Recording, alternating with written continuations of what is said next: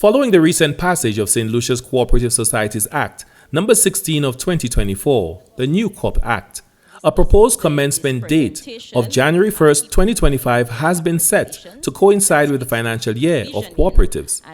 To support the effective implementation of the new act, draft regulations have been introduced for final consultation with sector representatives. Sanchez Gervais Victor, manager of the international sector and non-banked financial institutions at the Financial Services Regulatory Authority (FSRA), emphasized that the cooperative sector requires a stronger regulatory framework to keep pace with the evolving financial landscape. The Co-operative Societies Act is a harmonized approach to strengthen supervision and resilience within credit unions. Today, we continue the journey towards a more resilient cooperative sector. The new act, and by extension, the draft regulations we are here to discuss today, seek to address the perceived vulnerabilities and governance challenges that have become more prominent over time. This updated framework introduces provisions that goes beyond the protection offered in the 1999 Act. Executive Director of the FSRA, Nathalie D'Souza, highlighted that the new act offers enhanced protection for members' funds, modernizes the sector to align with international standards, strengthens risk management and overall stability, and enhances regulatory oversight by expanding the powers of the Registrar of Credit Unions. With regard to the regulations, there are key aspects that comes out. One, corporate governance has been increased, where you will see, for example, the role of the president being outlined, which strengthen again corporate governance. And we know that credit unions are managed through a board of directors, and the president has a critical role.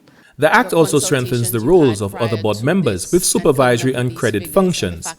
It outlines the underwriting, provisioning, and approval of loans and how delinquent loans are to be treated. The consultation brought together representatives from the 16 registered credit unions and the Credit Union League to craft a regulatory environment that supports growth and integrity of the financial system.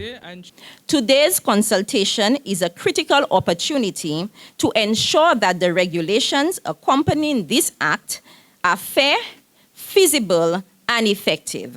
The updated act introduces mandatory annual licensing that is under Section 20. Why annually? Why can't it be every 5 years? Extensive discussion took place regarding the introduction of a mandatory licensing fee, now required for cooperatives to maintain their operating licenses.